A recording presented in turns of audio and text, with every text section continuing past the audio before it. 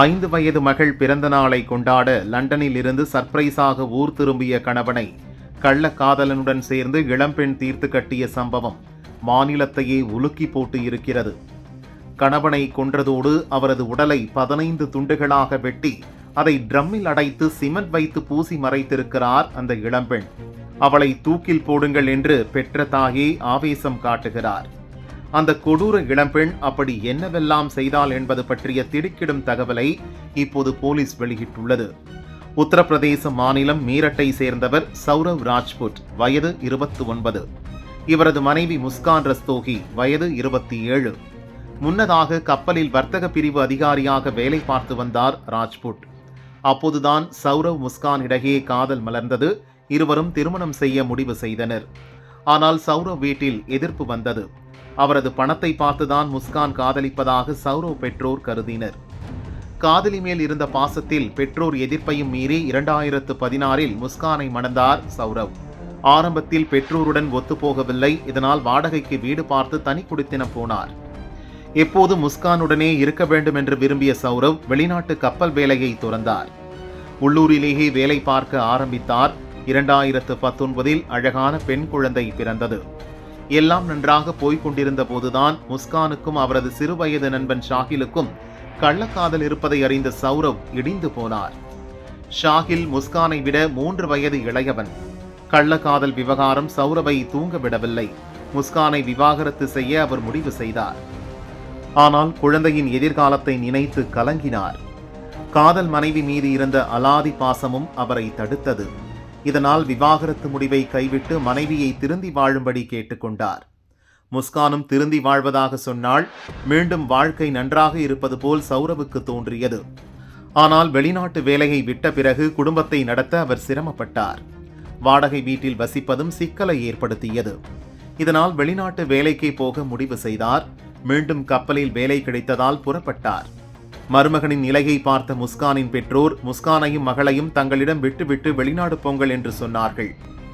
அதை முஸ்கான் விரும்ப மாட்டாள். அவள் சுதந்திரமாக இருக்க ஆசைப்படுபவள், தனியாகவே இருக்கட்டும் என்று சொல்லிவிட்டு 2023இல் வெளிநாடு கிளம்பினார் சௌரவ். இதற்கிடையே 5 வயதான மகளுக்கு பிறந்த நாள் வந்தது. மகளுக்கு சர்ப்ரைஸ் கொடுக்க ஆசைப்பட்ட சௌரவ் பிப்ரவரி 24ஆம் தேதி திடுதிப்பென வீட்டில் வந்து நின்றான். காதல் மனைவி முஸ்கானுக்கும் அது இன்ப அதிர்ச்சியாக இருக்கும் என்று நினைத்தான். ஆனால் சௌரவ் திடீர் வருகையால் முஸ்கானுக்கு இன்பமில்லை, அதிர்ச்சி மட்டுமே இருந்தது. காரணம், சௌரவ் வெளிநாடு சென்றது கள்ளக்காதலை வளர்க்க அவளுக்கு வசதியாக இருந்தது. இடைப்பட்ட காலம் முழுதும் தனது கள்ளக்காதலன் ஷாகிலுடன் தான் அவள் சுதந்திரமாக சுற்றித் திரிந்தாள். கணவன் வருகையால் இருந்த அதிர்ச்சியை வெளிக்காட்டாமல் சந்தோஷமாக இருப்பது போல் நடித்தாள்.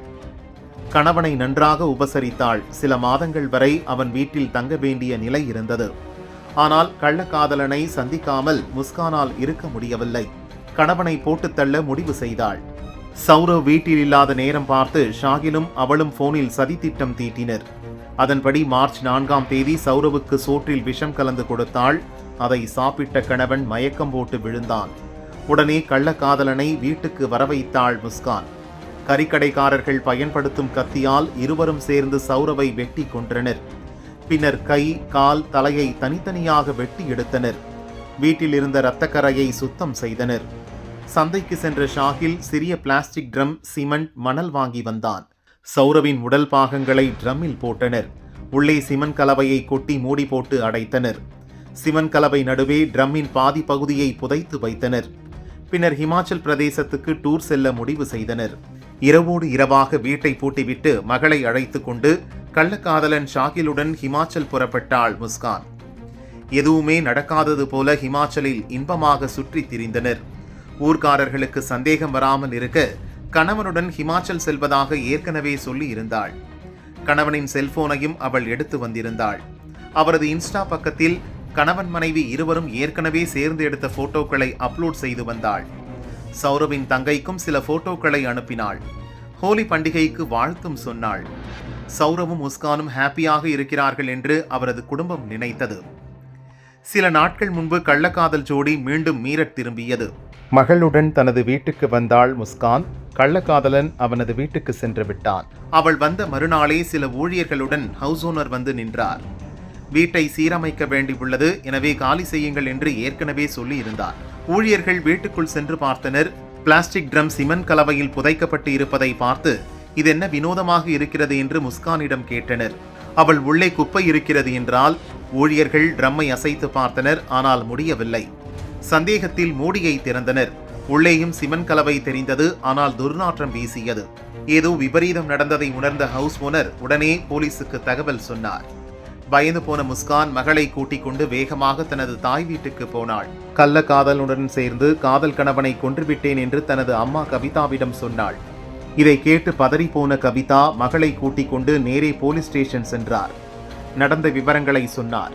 முஸ்கானை கொலை நடந்த வீட்டுக்கு போலீசார் அழைத்து சென்றனர். பிளாஸ்டிக் ட்ரம்மை திறந்து பார்த்தனர். அழுகிய நிலையில் 15 துண்டுகளாக சௌரவ் சடலம் இருந்தது. கொலை வழக்கு பதிவு செய்த போலீசார் முஸ்கானை கைது செய்தனர். முஸ்கானை சும்மா விடக்கூடாது, அவளை தூக்கிலிட வேண்டுமென்று அவளது அம்மா கவிதாவும் சௌரவின் அம்மா ரேணுதேவியும் ஆவேசமாக கூறினர். என் மகன் அவள் மீது அலாதி பிரியம் வைத்திருந்தான், ஆனால் அவளுக்கு அவனது பணம் மட்டுமே கண்ணில் தெரிந்தது. முஸ்கானையும் அவளது கள்ளக்காதலன் ஷாகிலையும் தூக்கில் போட வேண்டும் என்று ரேணுதேவி சொன்னார். ஷாகிலுடன் சேர்ந்து முஸ்கான் போதையில் ஊறி திளைத்ததாக அவளது அம்மா கவிதா கூறினார். சௌரவ் நல்ல பையன், என் மகளை குழந்தை போல பார்த்து கொண்டான், ஆனால் முஸ்கான் மோசமானவள். சந்தோஷமாக இருந்த சௌரவ் குடும்பத்தை பிரித்து விட்டாள். ஷாகிலுடன் சேர்ந்து போதைக்கும் அடிமையானாள். போதை இல்லாமல் அவளால் இருக்க முடியவில்லை. எனவேதான் ஷாகிலுடன் சேர்ந்து சௌரவை கொன்றிருக்கிறாள். இவ்வளவு பெரிய படுபாதக செயல் செய்தவளை விற்றாதீங்க, தூக்கு தண்டனை கொடுங்க என்று சொந்த மகளுக்கே மரண தண்டனையை பரிந்துரைத்தார் கவிதா. இந்த கொடூர கொலையை மகள் கண்முன்னே முஸ்கான் செய்திருக்க கூடும் என்று போலீசார் கருதுகின்றனர். காரணம், எங்க அப்பா ட்ரம்ல இருக்காருன்னு பக்கத்து வீட்டுக்காரர்களிடம் 5 வயது மகள் சொல்லி இருக்கிறாள். இந்த கொடூர கொலை சம்பவம் தான் இப்போது உத்தரப்பிரதேசத்தை உலுக்கி போட்டுள்ளது.